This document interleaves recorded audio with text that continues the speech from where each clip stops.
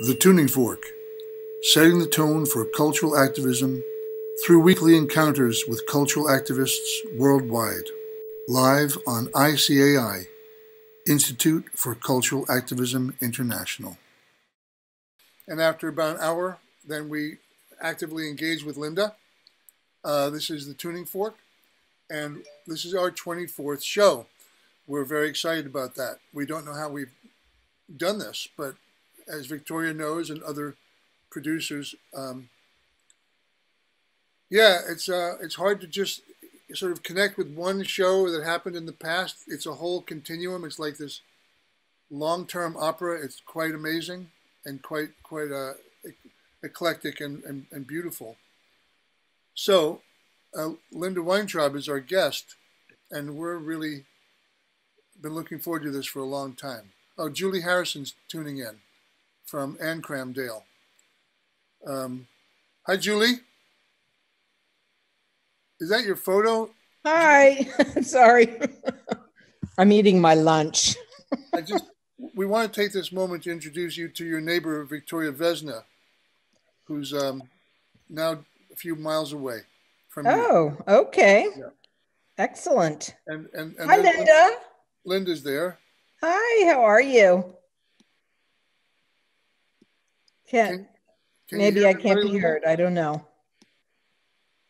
Okay, so Linda's going to, I think, share some material with us. But before we start, Linda, maybe just tell us where you are in the world right now, and what's new, what's going on.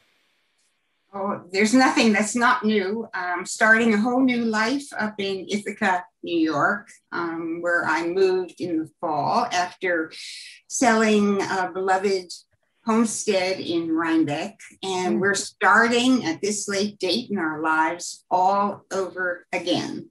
So we have purchased a 4-acre piece of land, which breaks my heart every time I go there. I was thinking today about the time that I went with my niece who was adopting a child to the formal adoption proceedings in a judge's chambers. And it was so interesting to see those who were adopting vital, bright, delightful little kids and those who are adopting those with special needs. I've adopted a piece of land with special needs. It has literally been a dump for 100 years, and the undoing of abuse has become a full-time job. But I could run in the other room and bring back an image of what we are planning to construct and design there as a brand new homestead. So the positive parts and the constructive parts are imminent, but they haven't begun yet. Ithaca is about maybe 300 miles west of the Hudson. Is that about right? Well, I just know it by how long did it take me to drive the distance, and it's a 4-hour drive, so probably less than 300. Yeah. Yeah. That was a whole new culture up here, different kind of terrain, different kind of people. It's been an immersion in a brand new way of being. So vitalizing and sometimes daunting all at the same time. But that seems to be the way you like it, Linda. I seem to want to stir things up. This has been going on since I was a naughty little girl. So yeah, it's exciting out there when you don't conform to status quo. Well, would you like to start to show us some of the work? Because there's a lot of material. It's tragic always to not have enough time to touch all the areas with depth that we want to. But what's exciting is that we get a chance to do this in a very calm and a rather intense way. But it's very exciting. So thank you. Thanks, Linda. It's really a privilege and honor to be listed among all those distinguished speakers you've had before. Number 24, 23 have been amazing. So thank you, Emily. Thank you, John. I really appreciate this. When Emily and John and I started thinking about my presentation, what interested them was the fact that I practice art in a number of different ways. And so I proposed to them that I would present one example of each of those different ways and give you a sense of the overview of my current practices, perhaps I should say.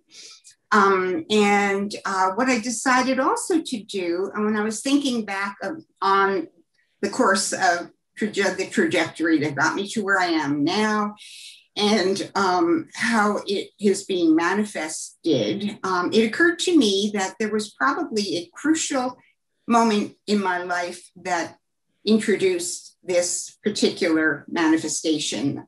And so what I thought I would do is share with you, before I talk about each type of professional activity, a little anecdote.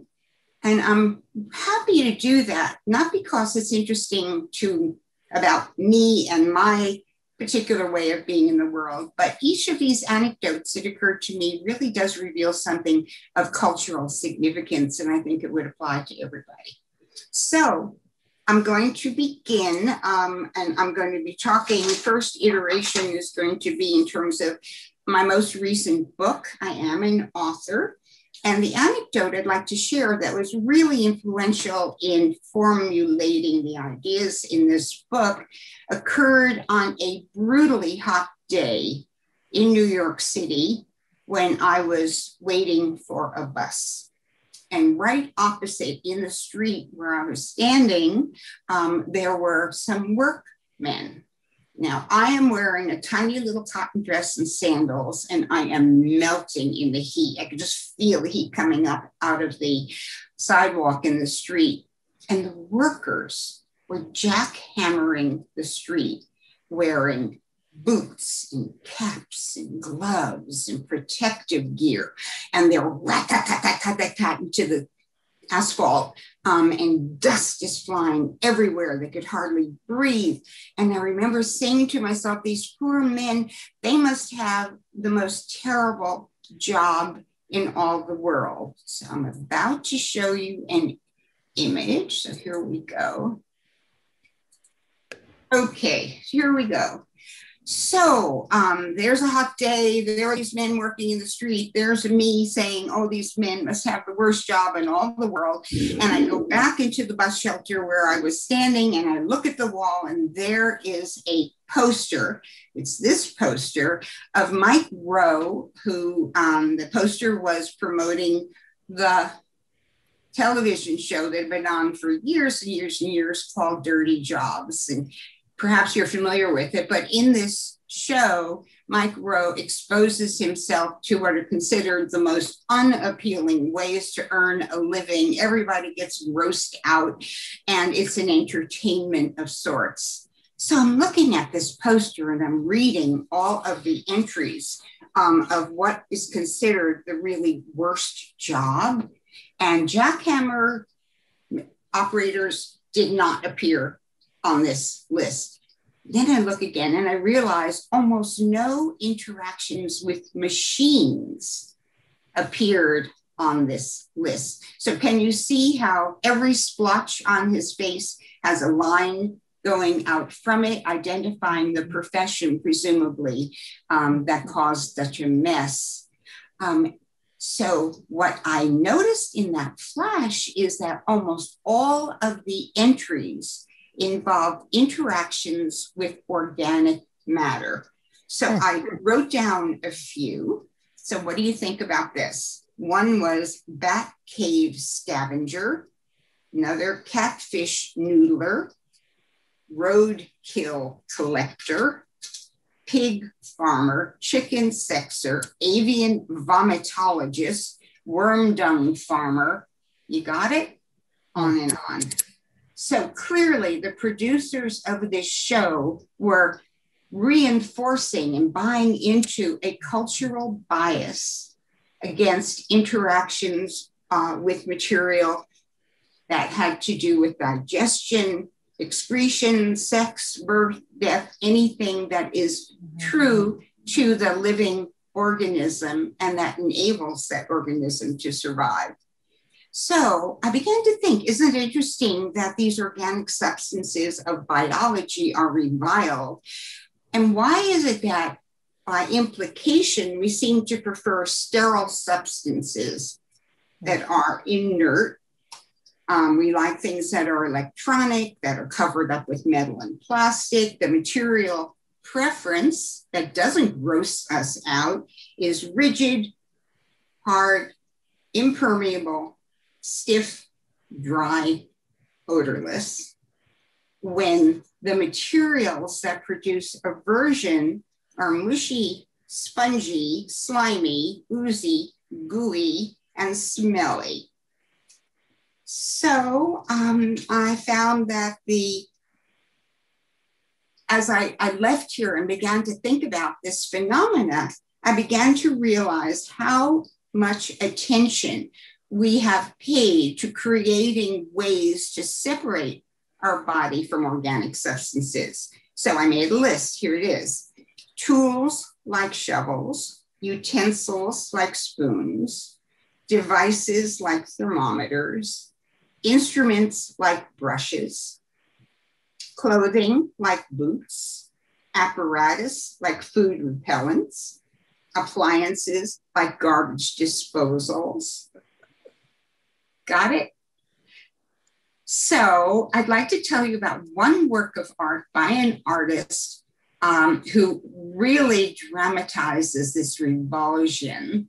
This is Wim Delvoye, and he made a contraption. He goes sprawling across a huge gallery, and basically he made an artificial digestive tract. So you go up the stairs on the left and you see a food processor up top, which becomes a kind of mouth. When I was there to visit, a chef came in with a white hat and a silver tray. And what the machine ate that day was risotto and salmon and asparagus. And then you see all of these machines grinding, and you see all kinds of liquids being spewed out, and there were stirrers and there are heaters, and it's making all kinds of noises. And what happens at the end of this process? He made a machine that produces poop. And so people hang around for the big dramatic moment when poop comes off the conveyor belt. So I'm showing you this because I couldn't resist reading with you this priceless quote.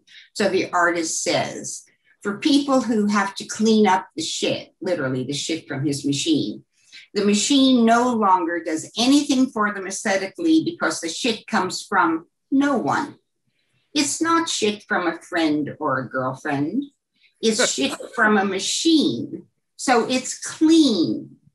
It's like a Mars bar. When you open it, no one has ever touched it. It has not been tainted by humanity, so people can trust it more. All right, get ready for this one. He says, they wouldn't eat the shit, but this thought is less disturbing than if it were from any human being, even the one you love the most. So I'd love to hear if you agree with that. Okay, so this little episode and Wim Delvoye together really acquainted me with the phenomena of our material preferences and our aversions. And so I've done a lot of research on that. I created a whole book on this theme. So what I'm going to show you is the first this little samples of the first chapter in this book, which I call What's Next? Eco-Materialism in Contemporary Art. So it is a vast exploration of materiality in the contemporary world. The defining word is eco-materialism, because the premise of the book and many others who deal with this subject matter is that we can never be responsible stewards of the earth or remediators if we have a revulsion against the aspects of the material world that produce life. And so we better get our act together and acknowledge the importance of that. So the very first chapter is called Material Allures and Repulsions. And I just have a couple of examples. I put it up front because I think it's going to get people's attention. I think it makes a really strong point.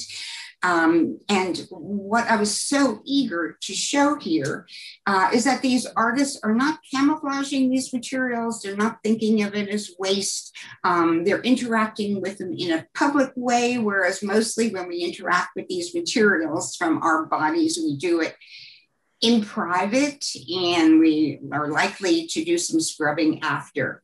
So here is a necklace by Amanda Cotton made out of earwax. Jess Dobkin did a taste testing opportunity for people with her breast milk. Rosalind Fisher did a whole series of works dealing with with her own tears. And so she collected tears of joy, differentiated them from tears of sadness, tears of frustration. And what she found that the structure of each of these tears was very markedly changed by her emotions. Sun Yuan and Peng Yu created this vast, tall column. It's made with human body fat. On and on and on. It was no problem finding examples of artists who felt the same urge that I was feeling as an author to address not only materiality, but the zone of materiality that may be pretty difficult for us to acknowledge, which is A, from the human body, not some other kind of organism, and B, these are typically classified as waste products, not to be revered. So Linda, can you give me a signal when I can? Oh, now, this is fine, yeah. So not to, in any way perpetuate any confusion, while these things are quite amazing and engaging, that fact that they appear in the context of art kind of makes them clean, kind of makes them approachable and not repulsive. That is precisely what these artists have in mind. Thank you. So the idea is to acknowledge their existence and to get them out of the garbage can, out of the gutter, out of the zone of squeamishness, and present them as bona fide materials for the elevated zone of artistic manufacturing. So what we're compelled to do is to consider these as a kind of new language of aesthetics. Well, I don't think I think that the aesthetics comes about after. Their primary motivation, I think, is acknowledgement of the materiality. I don't know how you are considering aesthetics, and I hope we can talk about this more, but at this moment, is it wonderful to look at or not? And that may be a device for the artist to diminish the repulsive factor and elevate the respect factor, you know. So we could talk at some point, maybe not today, but about sensitizing or desensitizing, challenging our conventional perceptions and projections. So this desensitizing creates the opportunity to evolve our sensibilities for taking care of the earth, the planet, each other. Perfect. Yeah, thank you.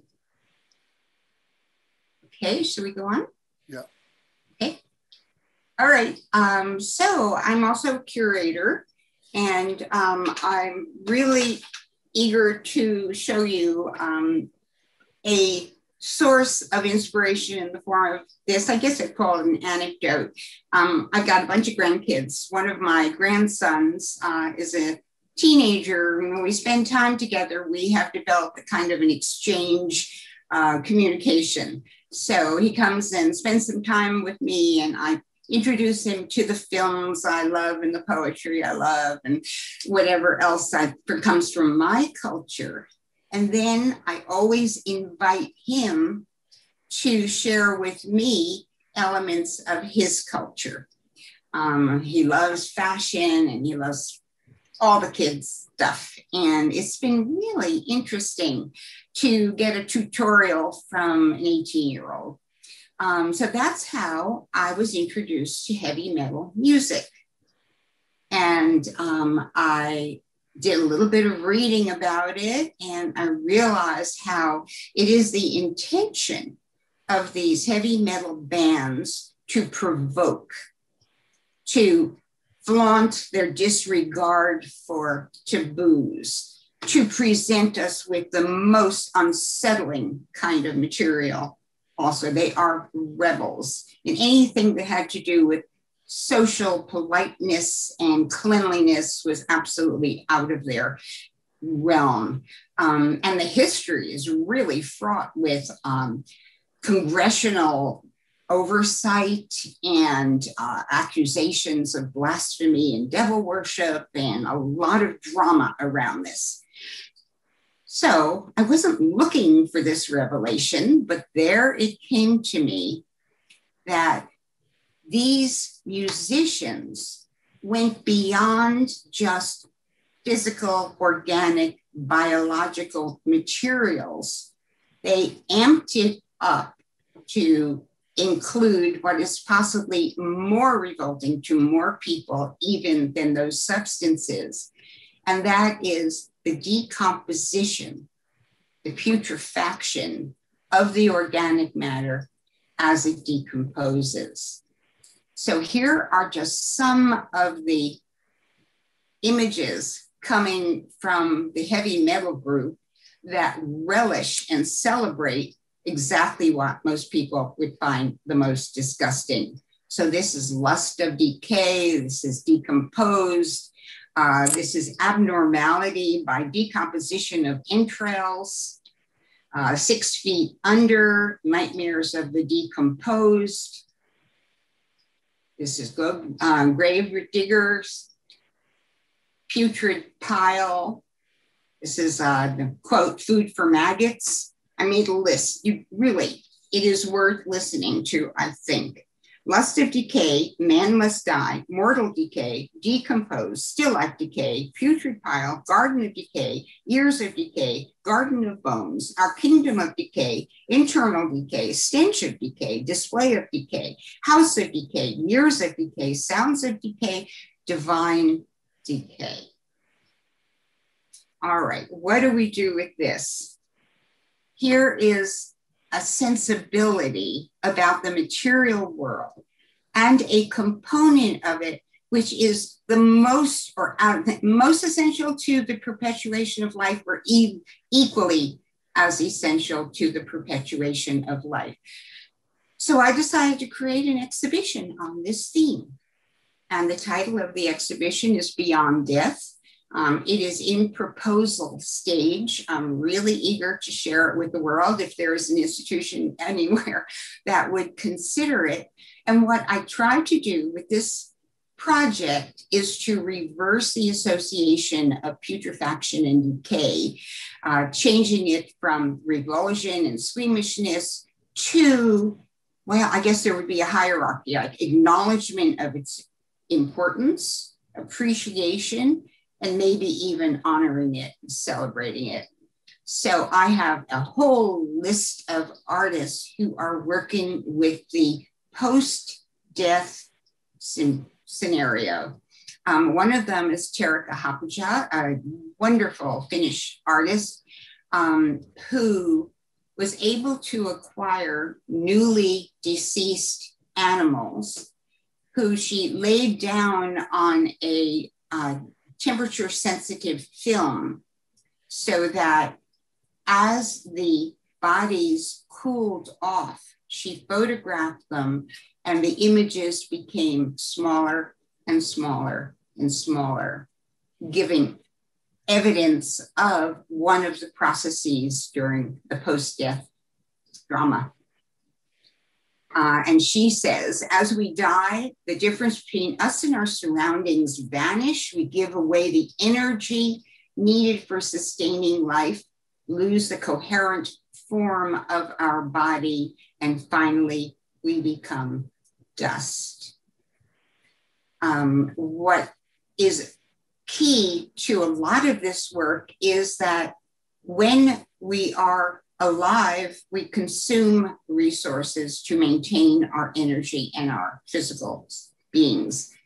When we die, this reverses and we become the food. We become a donor of materiality.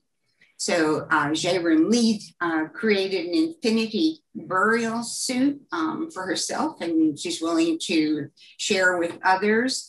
It is a suit in which the patterns that you see replicate the growth of mycelia that she really carefully researched, because these are mycelia that not only, she says, accelerate decomposition, they eat the skin and the nails and the hair and the flesh and all the other parts of the human body, but they also decontaminate it at the same time, so that it acknowledges the fact that both the soil and the human body have become contaminated, overladen with chemicals that don't create fertile soil at the end. And so she's hoping to attend to that. And she says, today I'm confronting my own mortality and developing a post-apocalyptic urban eco-material system that is low cost, carries a zero carbon and ecological footprint, and uses urban industrial waste and psychoactive and medicinal mushrooms for soil remediation and human consumption. And one other example out of so many is Kathy High, who purchased a plot for herself in a green cemetery, and then did a great deal of research about the plants that she hopes to support with her decomposing body after she dies. She also places there the birds that her cat attacked. And she says, in this age of the Anthropocene, our thoughts often turn to mortality, both of our individual selves and that of the earth we thought we once knew, but life goes on. Our bodies and even our buildings dissolve as slow release fertilizer into the indefatigable processes of plantness. There is no separation, only subsumption. And this work, the earth will have us, the earth does have us. Okay, how about it, John or Emily? Do you want to make a comment? Emily? I just wanted to ask you, Linda, about the first artist. I don't know, maybe this is too specific, but the one who was talking about mycelium and mushrooms and burial. I think I know her and she was trying to teach the mushrooms to actually absorb the body's hair and nails. Is that right? Yeah. Mm-hmm. Okay. Anyway, I'm glad you brought her up. The idea is so intrigued by her. These artists are welcoming the scavengers, the maggots and the vultures and the decomposers carrying beetles, because there are sanitation workers. And what they do is take the compound molecules that made our body, but now we don't need those molecules once we have passed away. So these organisms, particularly the bacteria and the fungi, separate them out into their tiny units of matter so that they can be reassembled and support other forms of life. So it is the essential way that life continues, because those molecules, I'd like to say the molecules in our body are on loan from the ecosystem. We don't own them. And so we borrow them, we use them while we're alive, and then the idea is to give them back. It's also interesting how few burial rituals attend to that, in our world, attend to that component of the post-death situation. Linda, you referenced the notion of neo-materialism, and I guess that these are concrete sorts of placeholders for this philosophy of neo-materialism. Could you say something about neo-materialism at this moment in your presentation? So I have to say, neo-materialism became aware of it after the fact. I mean, my fascination with materials preceded that. I began to think about how it would impact my own life, my own artwork, and my curatorial and writing projects. And lo and behold, I'm well into this pursuit. And I discover there is something that has emerged in the 21st century. It is a philosophical movement, and it's called neo-materialism, and it is being practiced by academics and philosophers of all kinds of persuasions who share the compulsion, I don't want to use too strong a word, to return to materiality. And the basic thesis among all these diverse voices is that contemporary culture has diverted us from material interactions, that we feel much more comfortable by observing something that's mediated and presented on a screen and is all cleaned up. And that there are costs to that. There are ecological costs, there are economic costs to that, there are spiritual costs to that.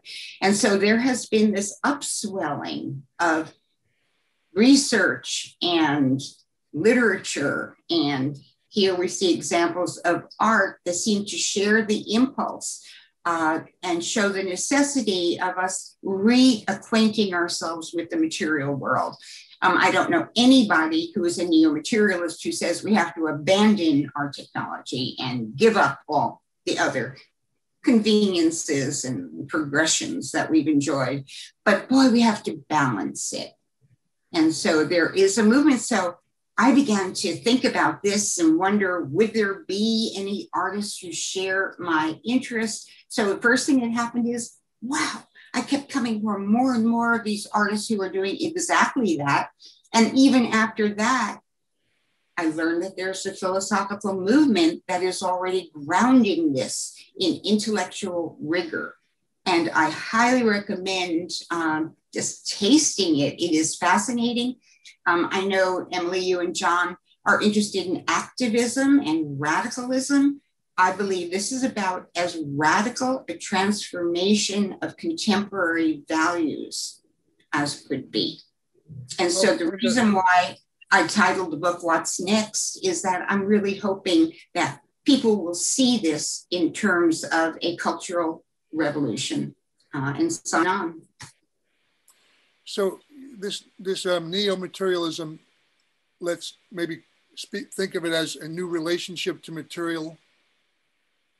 Also in the context that you're presenting these physical works of art, they're physical, they're not technical or virtual. They're very tactile, and they also imply the dissolution of the material, the bridge with ephemeral, or the blending of material into from form into non-form, and this kind of cycle of life. One of the components that all these diverse voices share is that the material world is never stable. It is always evolving. The nature of matter is continually responding to conditions in the world and its own inherent conditions. And so I don't think they would ever consider anything as being final or finite. And what Jaren Lee says, she's titled her piece, Infinity Burial Suit. Well, how do you acquire infinity in an ecological sense? Well, the molecules that comprise your life now are free to embody other forms of life. And so what was once yours is now going to live on and on if you pass your molecules to others and don't embalm your body, which interferes with this process. And cremation is very questionable. I know it's the favored approach for many people, but ecologically, it has some limitations. Without wanting to enter into morbidity, but maybe that's okay, but we had a difficult time trying to find a place to bury our friend, Pamela Kraft, who did so much work for indigenous communities around the world. And we very much wanted to inter her body, as was done with your friend and our friend, Carolee Schneemann, in the earth, to be, decomposed and recreating, regenerating the ecosystem. So we found the solution, Linda, that we recognized that she could be cremated, but during the process of learning of cremation, we discovered that we could save her bones. That when the body's cremated, the bones remain. And so after the cremation, the bones are ground up into a pulver, they pulverized into powder, and they're mixed up with the ashes. So we've asked the funeral directors to remove the bones from the ashes and let us keep them so that they can be buried in a so-called sanitized state and regenerating the nature where they will be buried. Right. It seems like the act of grinding up the bones lends itself to your thesis, Linda, of not wanting to engage with the material. Because I didn't know that bones didn't burn. And a lot of people I have spoken with didn't realize that in the process of a cremation, they actually have to grind the bones. Right. Well, cremation is a very sanitized way of handling the post-death situation. And I know it's many people's preferences. I have purchased my own plot and paid for it in a green cemetery. My first choice was not to go to a cemetery, but to do something more intimate. There are so many health regulations and ordinances and papers to sign that I just couldn't impose that on anybody after. And so that seemed, the green cemetery seemed like a useful and acceptable alternative.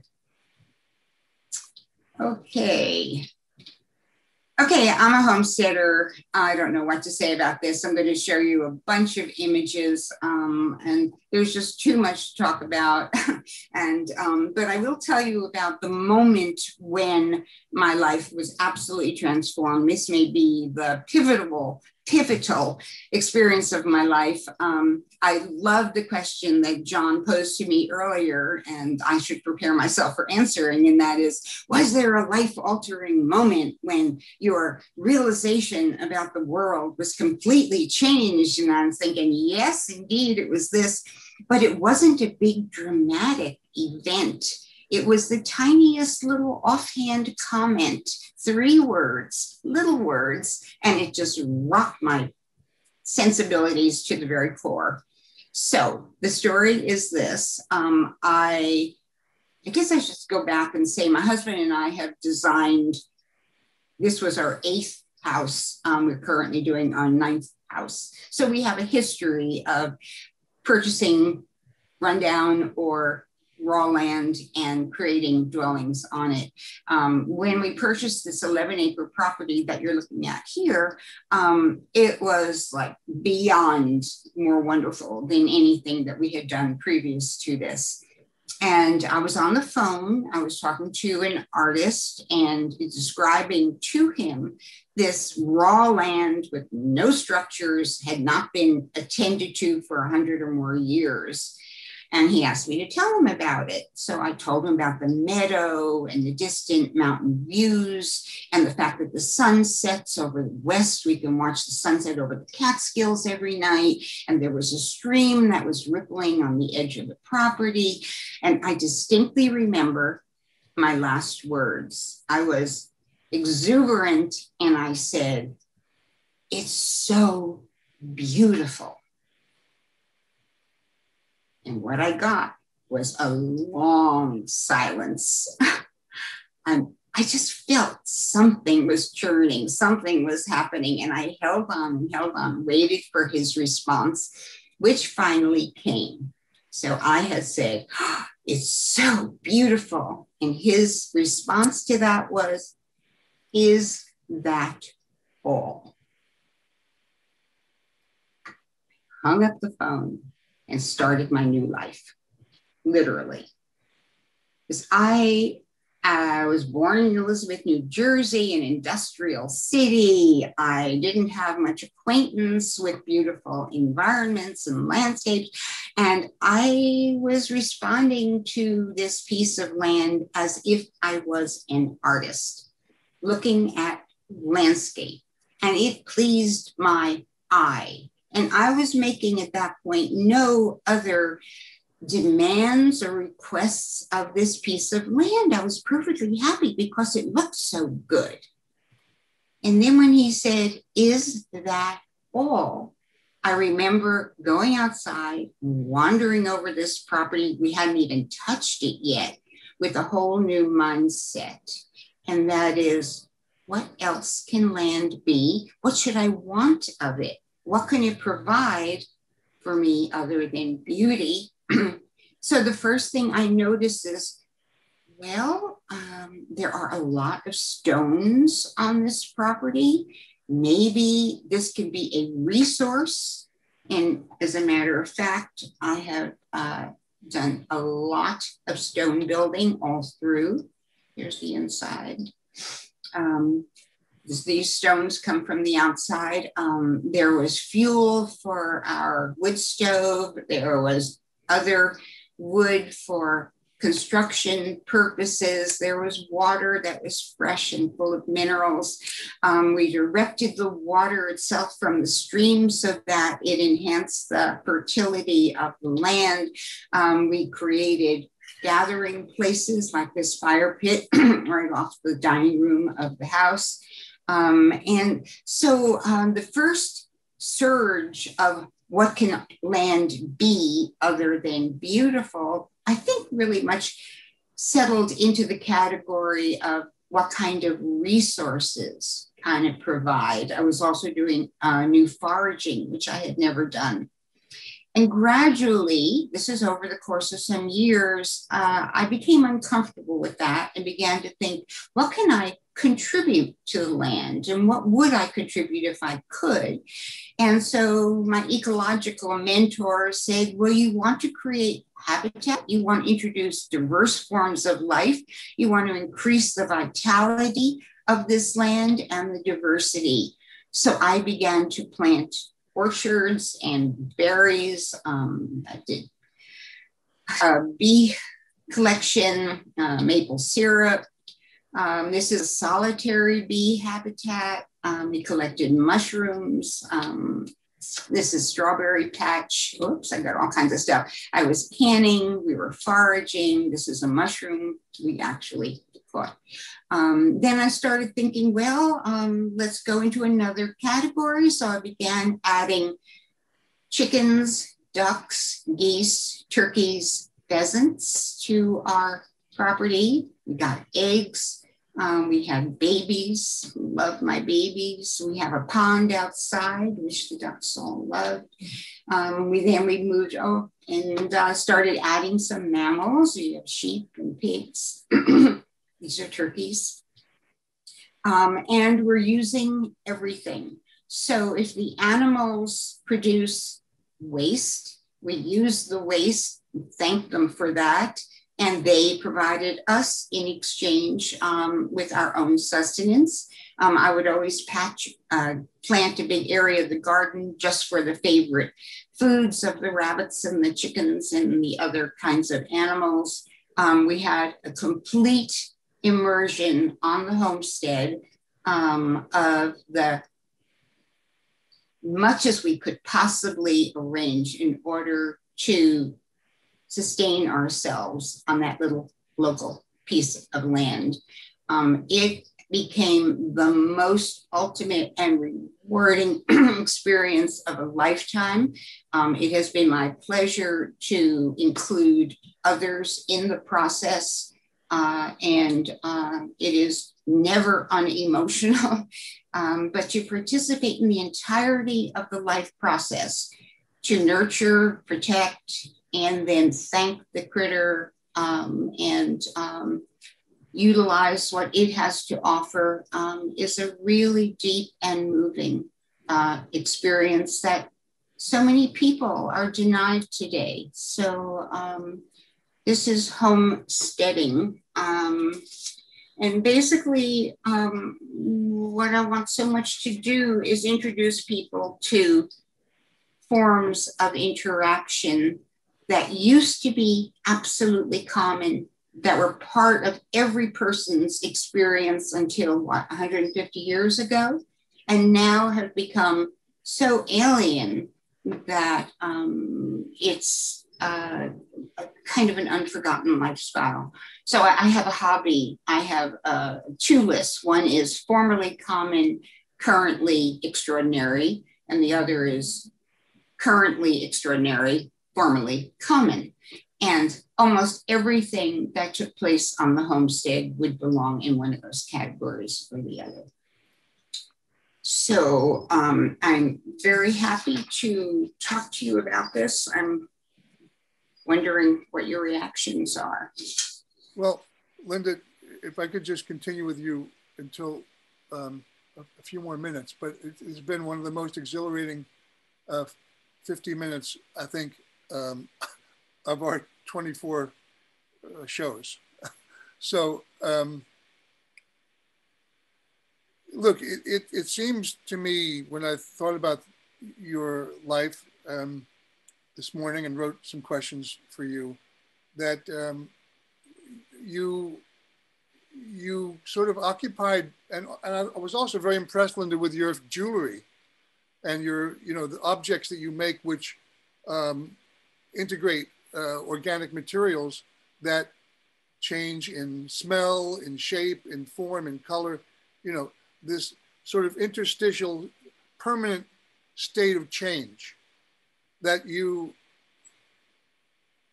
don't look at that state of change as an outsider. You seem to have embodied this change, this identification with change, this being comfortable with change. And I'm wondering what that experience is like, because do you remember when you perhaps didn't feel that way, when you lived in this other manner, your choice to go back into material with an invigorated sensitivity for life and material is very different than the way, let's say, industrial farming is done, or even farming for practical people. You've made a choice. You didn't have to do this. John, in this process, you've changed. What changed in you? What has changed? What's it like? The thing that the next project I want to do, all right, is all to do with what you're talking about, is the rewards of labor, physical labor, touching things with your hands, or a shovel, or a pick, or a hoe. I mean, simple labor. So my answer to you is, it wasn't as if I was giving anything up. These were like, it was like a reunion. Something deep inside was already there. And every time I became acquainted with another way to interact with another system, with another group of materials, it was like a release that had been all stuffed up. But I've had possibly, all right, this is a workshop. My art form will always include a workshop, no matter what else. And this happens to be a PS1 for the material that John was just referring to. But when I do workshops and I give people an opportunity, the best is when they do their own foraging for materials. Next best is when they make something with material I foraged. They have the same reaction.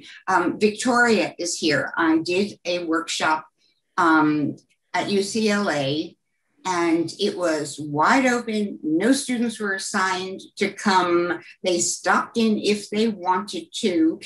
And my glory moment then was when the entire UCLA football team came into the gallery. These big hulking guys, and I remember looking up at them, and I introduced them to a workshop, too long to explain, but I can tell you it involved tangible sensory interactions with materials I foraged from the woods, and they were gentle. They were enchanted. They were transported. They stayed longer than they needed to.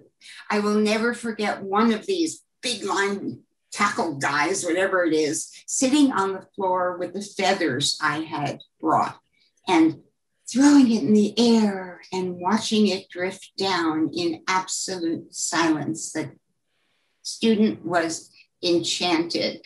So it's not unique to me. I think we have a deep embodied rapport with these simple, mundane materials that get neglected. They even get neglected when we walk through the forest, because there we're spanning the overview.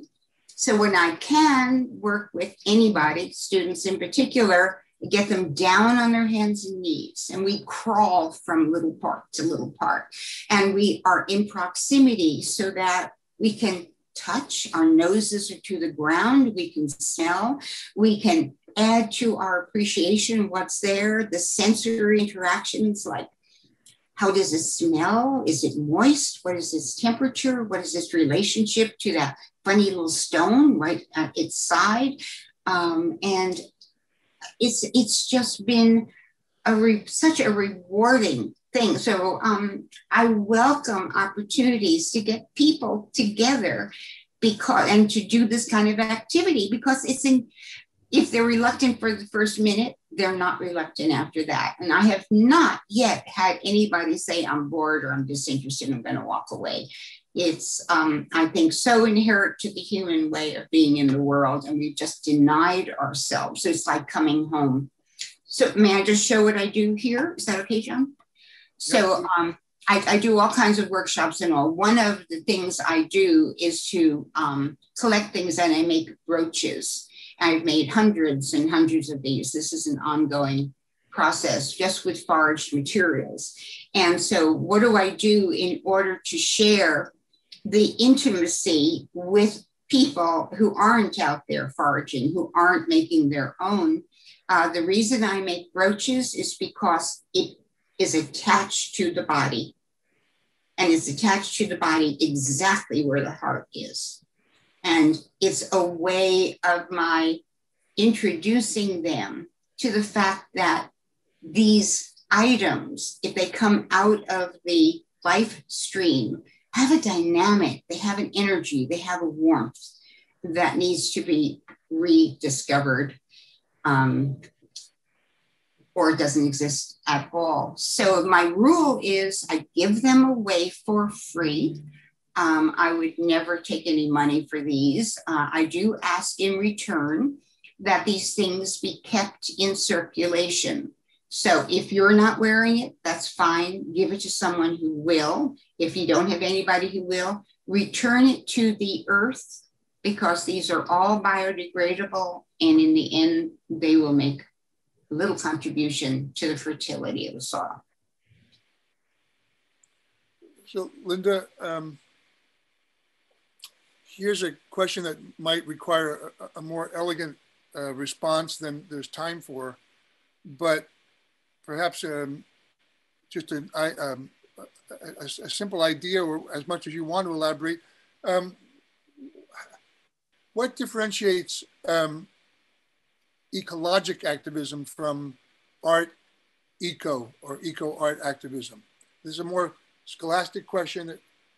Please indulge us. We need a little scholasticism in the Institute for Cultural Activism. So thanks for. Yeah, so I guess I would start by saying that the word ecology and the word environmentalism often are used in an interchangeable way. So I would say there's probably no such thing as ecological activism, because ecology is the science of studying the ecosystems, whereas environmentalism has a the opportunity to be a proponent, to have an opinion, to pursue a particular goal. So I think there's very much environmental activism, but ecology, for the most part, is practiced in terms of gathering the data, analyzing the data, restricting it more to a scientific, objective kind of analysis. Eco-art activism, I can hardly think of an eco-artwork that is not activist, because at its very core, it is changing and challenging cultural values. So I make a 3-inch piece of art, and it's a radical statement, because I say, put it in the ground when it's done and let it decompose. So the aesthetics of eco art, the materiality of eco art, the presentation of eco art to the public, all of these things are inherently radical.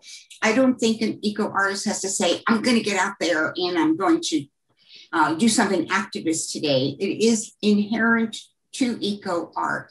It certainly violates the traditions and conventions of art practice. So for instance, an eco artist is much less inclined to be self-expressive than to elicit the material realities around them. An eco artist would be loath to create a work of art that is intended to be preserved for all time, because that is alien to the nature of interaction and community and mutuality that is inherent to ecosystems. So the more that art assumes the dynamics and the material realities of the ecosystem, the more radical it is. So what did I call my book, What's Next? Because I'm really hoping that students who read the book will think, well, if I'm going to make art that is eligible for inclusion in the art history books of the future, what is the art that's going to represent our era just today? And that, I believe, is going to be art that addresses our planetary crisis. And I can't think of anything that, I mean, lots of important things are happening. There are lots of progressive innovations in lots of different categories. But it's really hard to think that there is another crisis as unique and as critical to this time as the ecosystem and its disruptions by humans. And I'm banking on the fact that it's these eco artists who are going to be renowned in the future for doing the significant art of the 21st century. So, Linda, where neo-materialism might be seen as a social evolution of sorts, the sort of traveling companion of that social evolution, or perhaps a, and anticipating it is eco art. You know what I'm saying? It's like these trends seem to be running in a parallel way, and perhaps one anticipating the other, or one as a companion of the other. But it seems as though, never mind history books, how about survival? How about civilization? Revisioning what society and community is, because this work can't be done by individuals only. This has to happen in communities. It has to embrace a whole social transformation and process, which I think is implied as cultural activism, that there is an element at least of revisiting what society is and how it functions. So anyway, these are just more complex ideas. I think at this point, maybe you would like to comment, if you don't mind, on what I just said, but also about what community is for you, because you are certainly a very invigorated community person. Maybe you might talk a little bit about that. And is there a centralized kind of eco, network, eco art network? Is there some concerted program or, organizing system? We're trying to have an organizing system in the Institute for Cultural Activism. And we certainly want to embrace and nurture whatever there is that's going on. But what's the state of things, and how is your vision of community and society sort of, mixed up in this blender? Well, if you really want me to confuse the question and maybe enrich it, when the word community is used among eco-artists, it's not confined to humans. I mean, of course, there's social practice, and there are all kinds of other ways that humans engage with other humans. But one of the activist and radical components of eco-art practice is that artists will consider the microbes and the bacteria and the fungi and the animals and the plants as their community, and we become neighbors, and we attend to each other in a neighborly fashion, and we accommodate each other's needs. And that is really a core concept of eco art. But in terms of the more conventional use of the term, eco art is burgeoning, it is sprawling.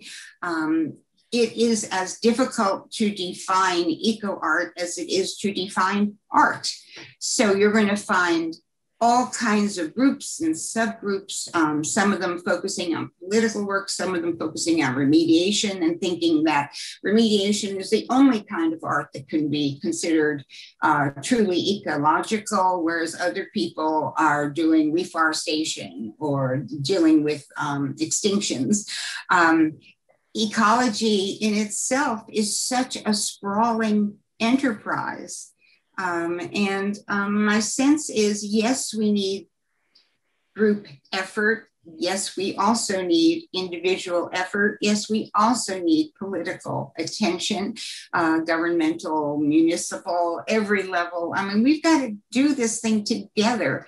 The most heartening talk I heard recently had to do with, when we really want to do something, we humans can pull it off.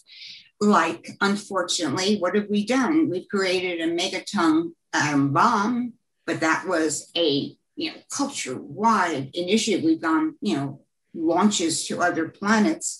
If we address the ecological disruptions with that kind of commitment, I really do believe we can make a difference. And I'm not going to give up. I mean, the other thing about eco-artists is if you're an eco-artist, you're an optimist.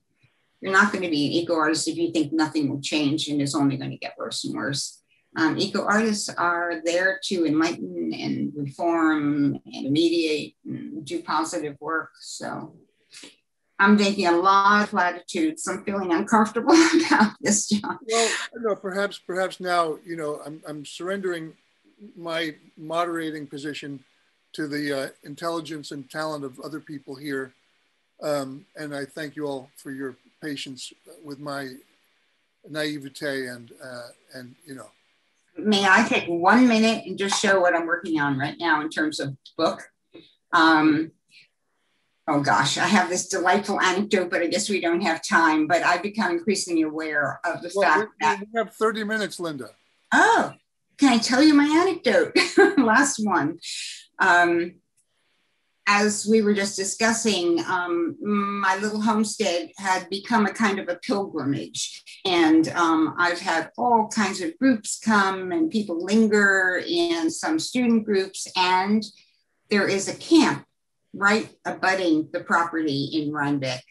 And so I had quite a lot of opportunities to interact with children.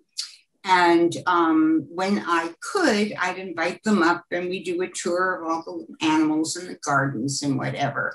So on this particular occasion, I had a group of young 8 or 9 year old kids, and I took them into the fowl house, and I showed them around, and I showed them where the chickens were laying their eggs, and they even found a couple of eggs. And I'm saying to myself, oh, I'm so happy to be able to share these enriching and uplifting experiences with these young people. And then we walked out, and I was walking behind two little boys. And I heard one little boy say, oh, that was disgusting. And so, of course, I paid attention. And he said, did you see those eggs? They came out of the chickens' butts. And then there is this long silence. And he goes on and he says, I'd never eat those eggs. I'd only eat the eggs from the store. At which point, I decided the next thing I was going to write was an eco book for children. I was going to focus on eating because it's a subject that they can relate to. I was going to introduce them to all of the themes that we've been talking about. And so I now have a manuscript, which is called Who Do You Eat?, in which at this point, 18 different animals and some plants explain in rhyming verse what and how they eat. So we could look at this or not. I know we haven't got much time, but I'm so excited about this project. I have no idea whether there's a publisher out there in all the world who would deign to produce something like this. But anyhow, maybe I should just read the last little four-liner, because who is eaten and who does the eating might be reversed without ever cheating. Because I was talking up until now that I'm so hungry when I wake up from my long winter's nap. I want to eat everything in sight, okay? Roles are switched and you fix my fate if you think Bear Burgers with ketchup is great. So I try to introduce these themes of we eat and we get eaten. We are all predators, and in order to live, we are taking life. That this is an irreversible and irrefutable law of life, and it's too easy to ignore in our contemporary culture. Okay, I'm done. The floor is open. Yeah, exactly. Right, Victoria. Well, that was 1 hour. How'd that feel, Linda? I think we did okay. Thank you for your questions. I don't know if I answered them well. Yeah. So just please, anyone unmute yourself. Let us know. There's Emily Harris. Emily and I are not in the same space today, which makes it really easy to identify us as individual, people in different places.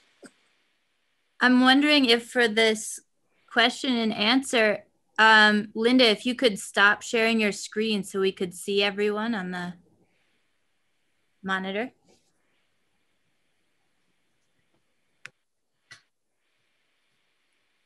All right.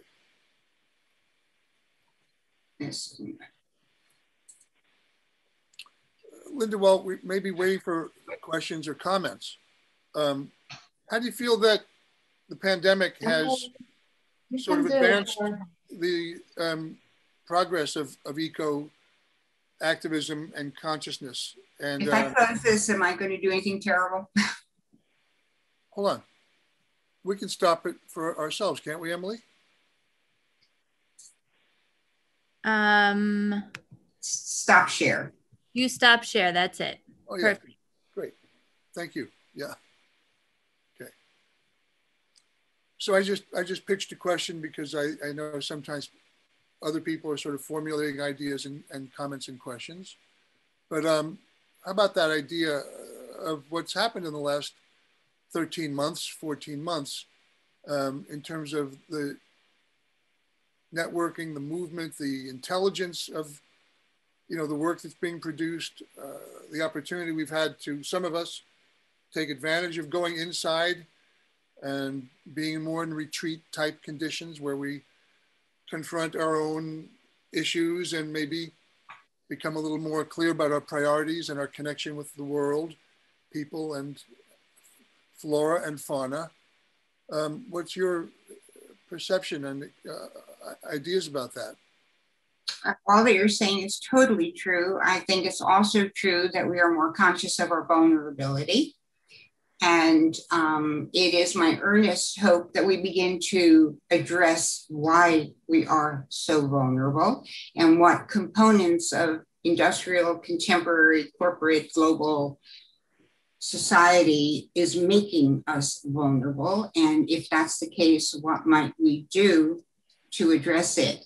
Vandana Shiva had a really interesting talk about COVID that I listened to, in which she said, yes, the coronavirus is terrible. Yes, people are losing their lives. Yes, of course, this is a serious concern, but it pales in comparison with the health risks due to environmental disruptions.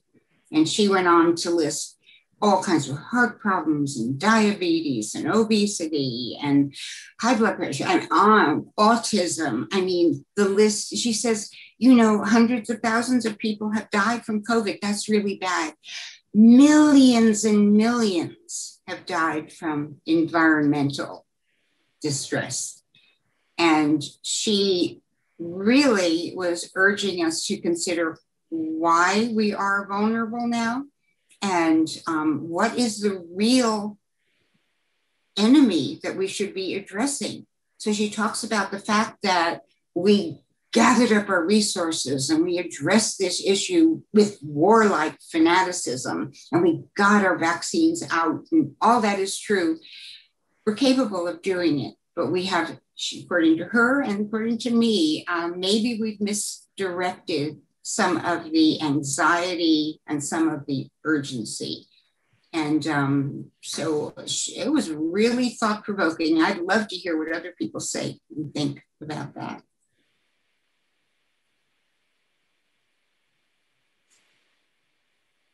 You touched on the mortality of the self in the body decomposition, and how it regenerates the soil if it's done naturally.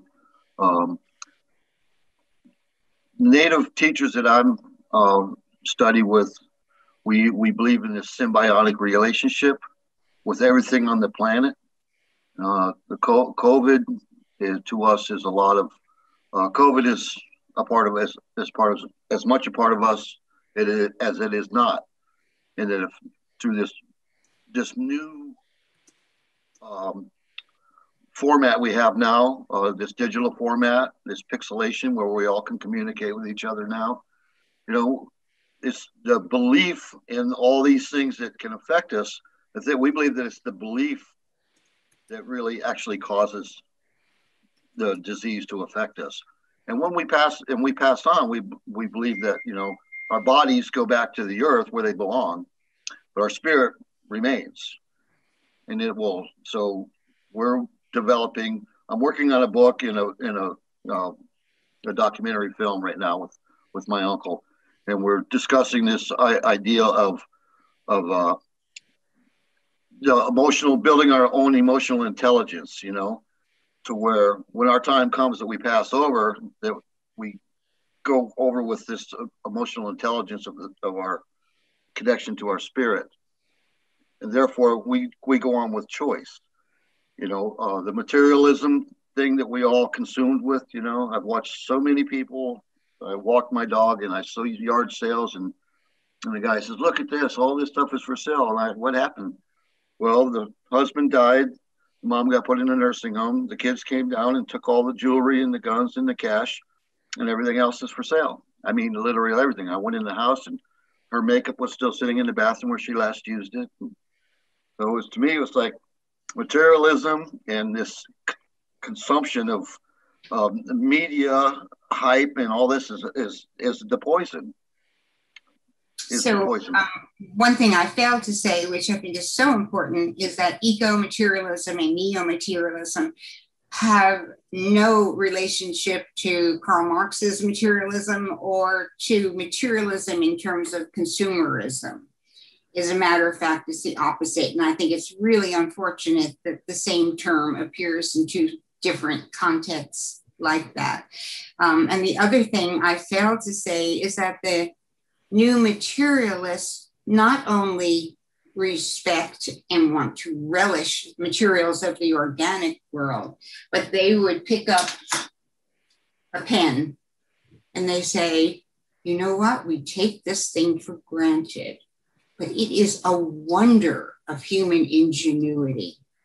Why don't we really address the intelligence, the engineering, the input, the creativity, the design of this object? Everything that's in the material world merits our attention. So one way I try to convey this is that some of the workshops I do, we take simple objects. This recently I did one with an ice cube, and we go through a series of interactions so that in the end, we consider the simple object to be a pet. And all of the associations with pet are what we could, if we had them with other objects, we could really solve so many. There would be no abuse, there would be no neglect, we would prolong its life as long as possible, we would be devoted to its well-being, we would not object to sharing our resources with it, we would get pleasure out of the caregiving. Think about it. So if you can make the pen or an ice cube your pet, you're going to have a different attitude. So that's the kind of materialism that the new materialists are focusing on. Well, but Linda, it also sounds not just like some dualistic idea of outside materialist things. It's also neo-corporeality, neo-cognizance of body and interdependency. And I think that's where you distinguish also this concept of a philosophy or a, an ism of economic or political, framework. It's a totally different thing. Yes, it is. So Riva had a question. Hi, Linda. How are you? Nice to see you. You too. I was wondering, was it a particular talk that I'm forgetting her name now. Vandana Shiva gave that you were referring to, or was it just? Yes, it was a particular talk, and I'd have to dredge it up, but I'll send you an email.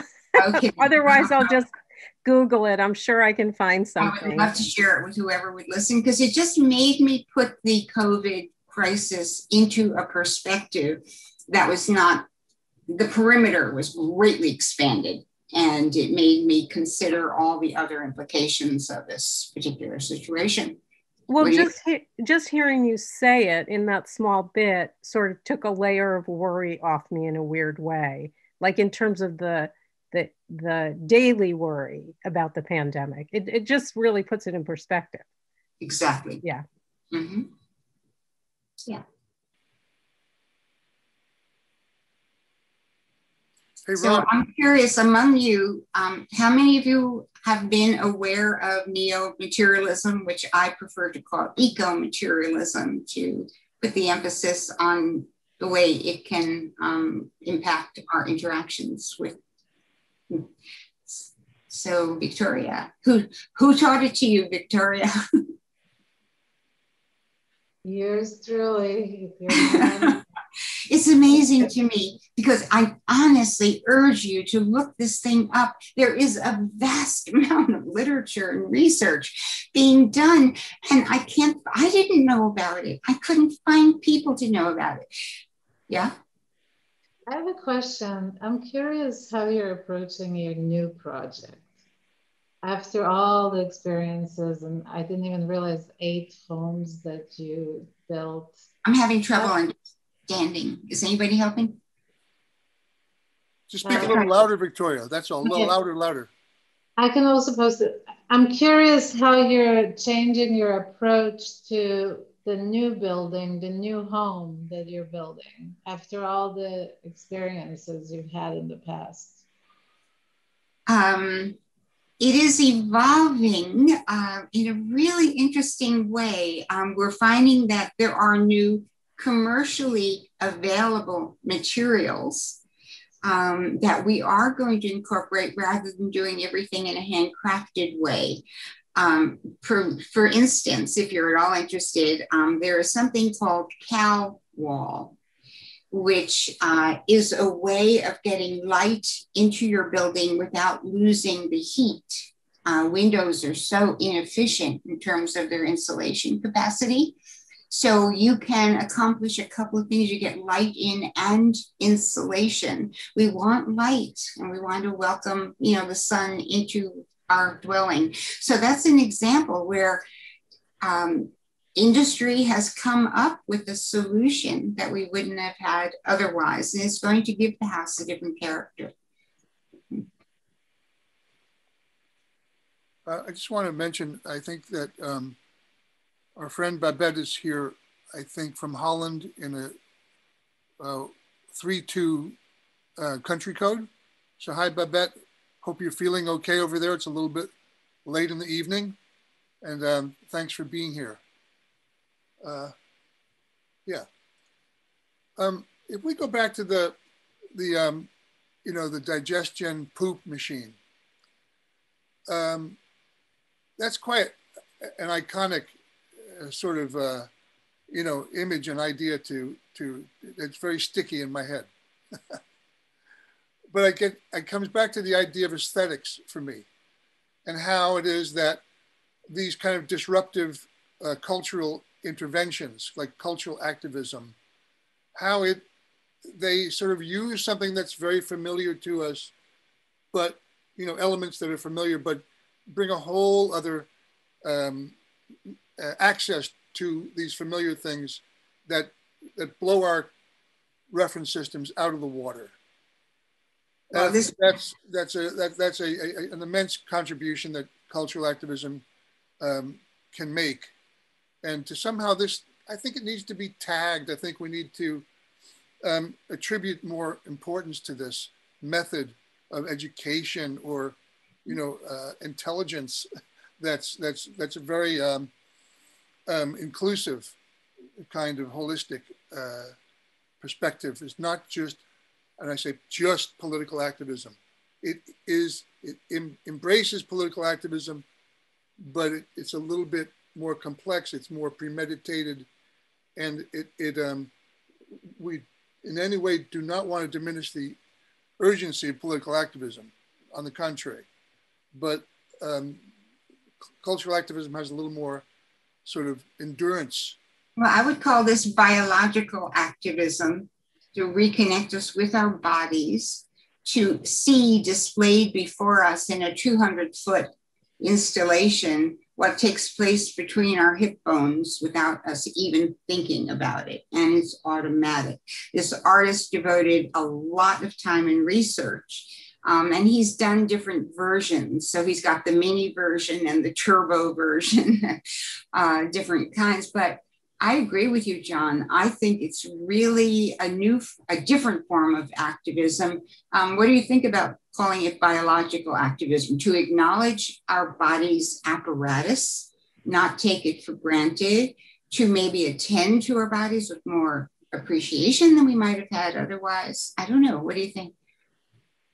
I'm going to think about it. And I like the idea of an agro-spiritual life, that seems to be a companion type of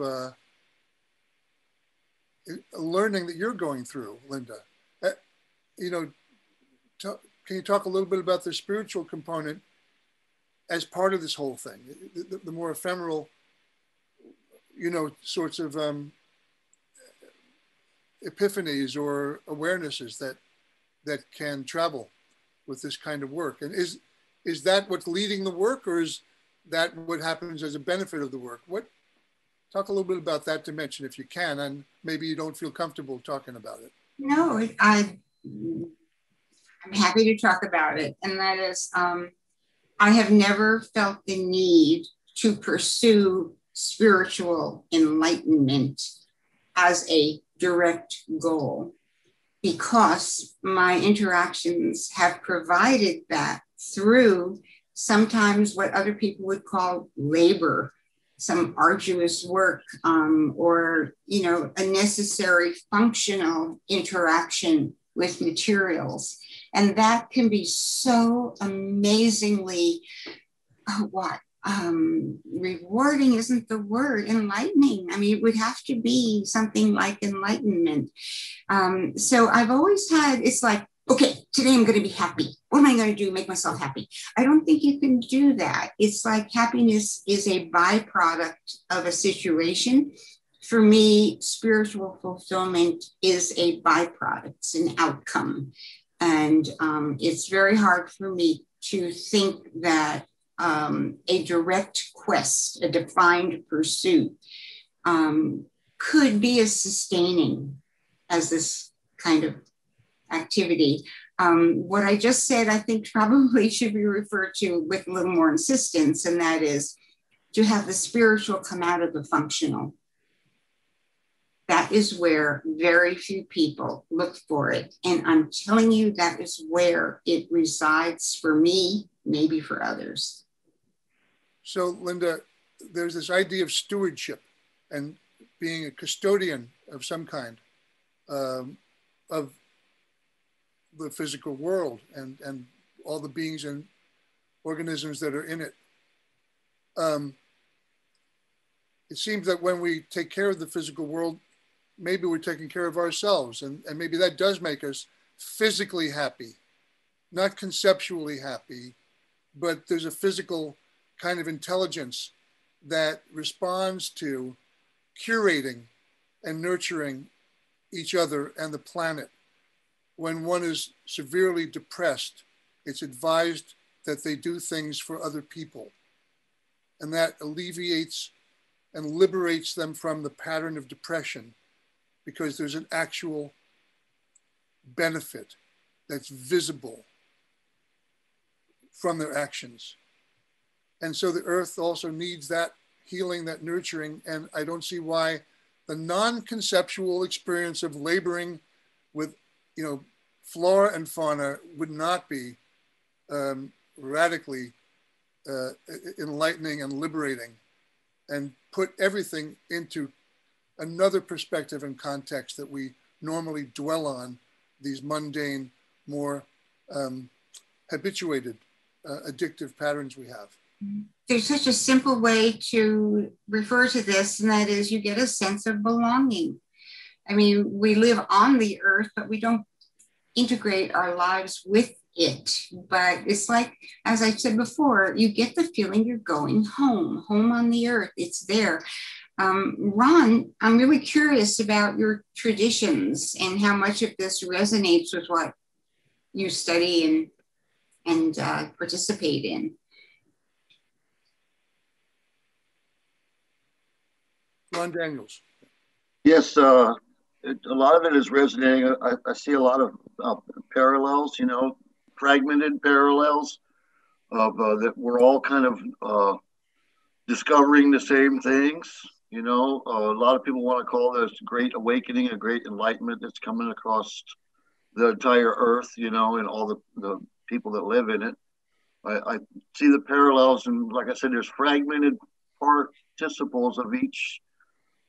Everyone's, perceptions are changing, and I think it's what we're all dealing with is this generational trauma that we've inflicted upon each other and our families on the earth, and I think that we're all coming to the realization that this is really what the problem is, in my opinion. Ron, if you don't mind me, sorry, Emily, I was going to ask about barking dog. Were you going to say something? Sure. I have a question for Linda, but I can ask after. So from the position of your uncle, the barking dog, what does he have to say about your view, your concept about this waking up? Is it inevitable? Is it choiceless? Is it there in the prophecies? What is it? Yes, yes, it is. It's inevitable. It's everyone gets a taste of it, like Linda was talking about, when you sit and participate in nature, you're getting this realization of your connectedness to the earth. You know, you're connecting to something that we cannot see with our eyes. It's spiritual. This is a glimpse of a spiritual relationship that we have with everything. If we can put this spiritual glimpse to everything that we do within our lives, you know, then you know, the change is inevitable. It's coming across as inevitable. I mean, we see the hypocrisy daily, you know, every day, and it's the media is guilty of it. They're guilty of this generational trauma. I mean, they still continue to subjectify women. You know, men forgot they came from a woman. You know, and all these changes are coming, and they're coming at a pretty rapid pace. You know, there's a lot of us that the prophecies say, you know, that a great cleansing will come. You know, and there's a lot of us that will not survive. You know, but there's also even more of us that are going to survive this, and we're going to survive it in a spiritual way. We're not, our physical bodies are going to go away, and those that have not, you know, seen what's plainly in front of all of us, or they're going to have to repeat until they can find their way.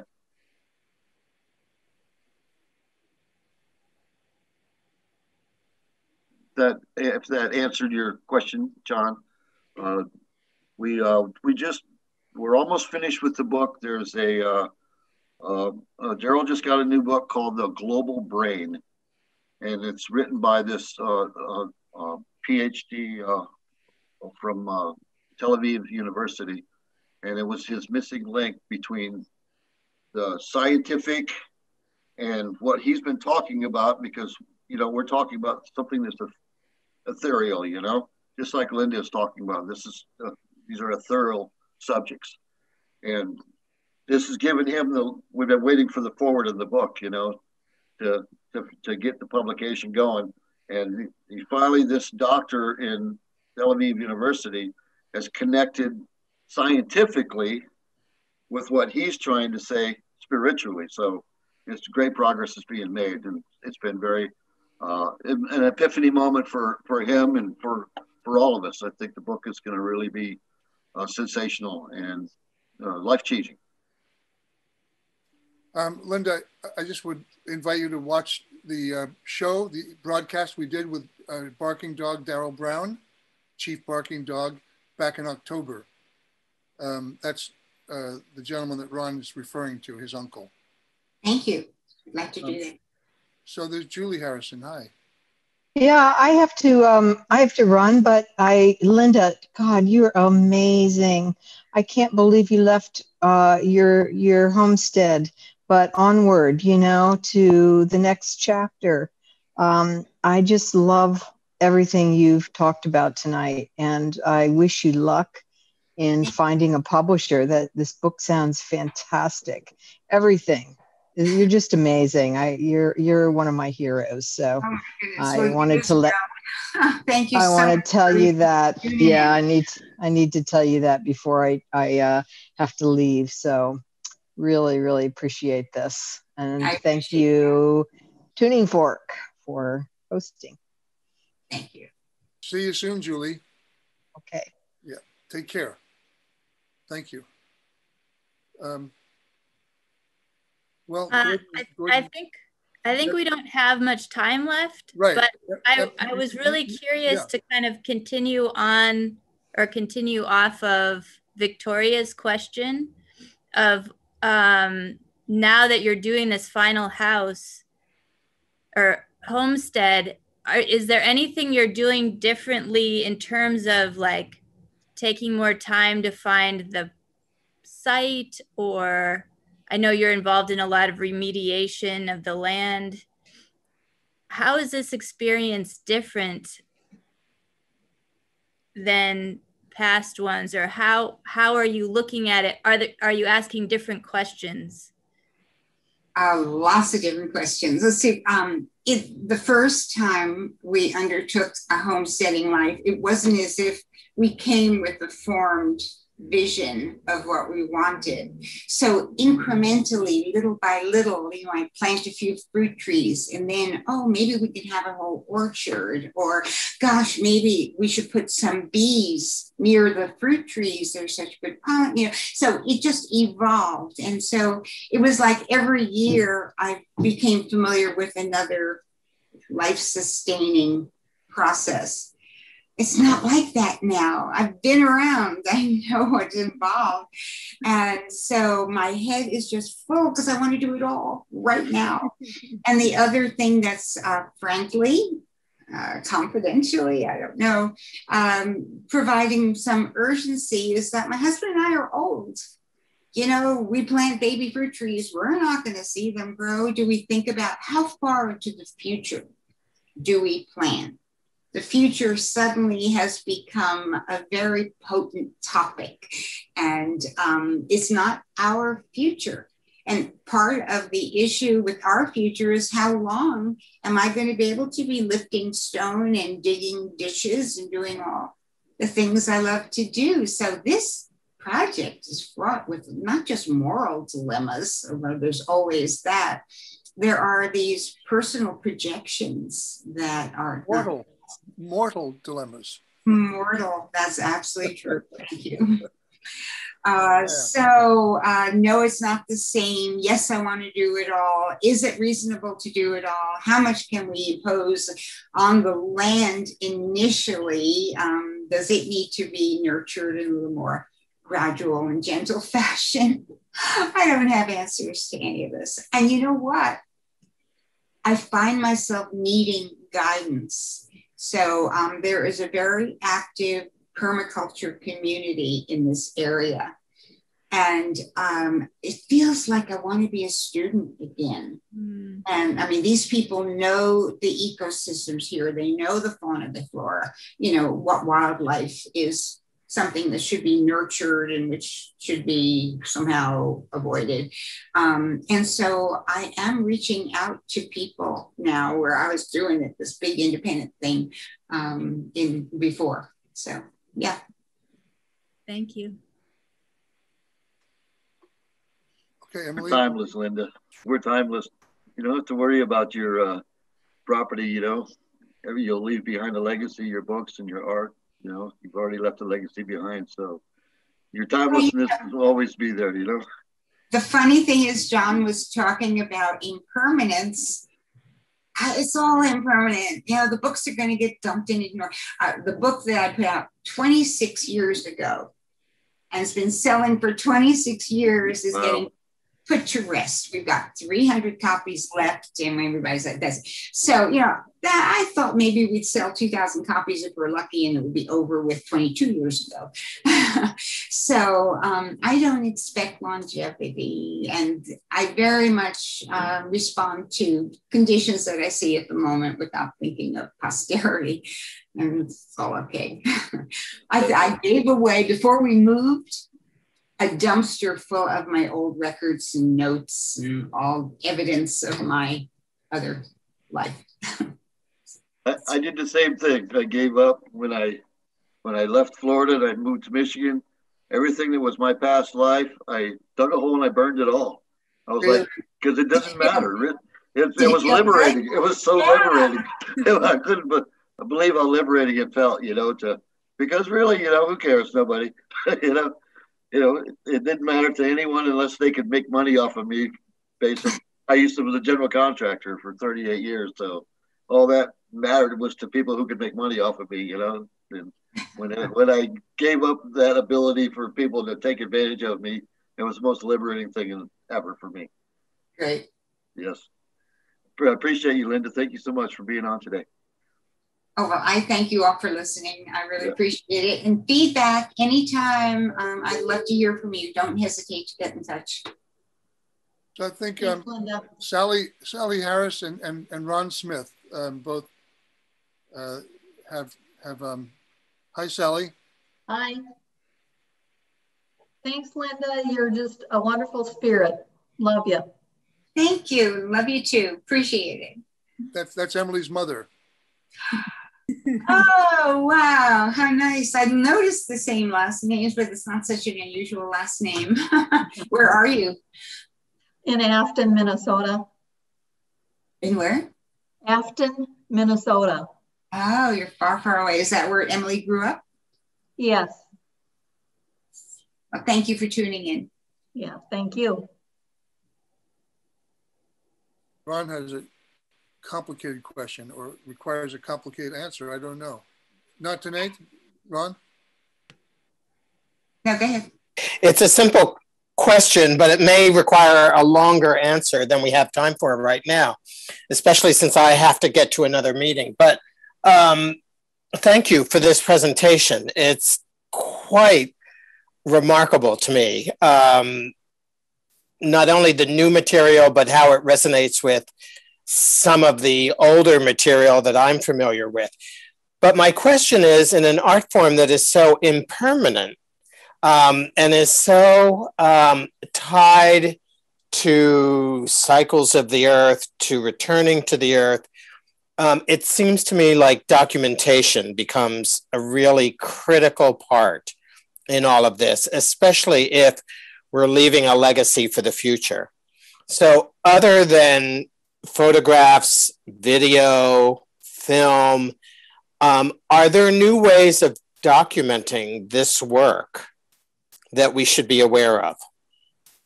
Well, I would say it's ironic if you rely on photographs and video, because we're back to the immaterial screen transmissions there.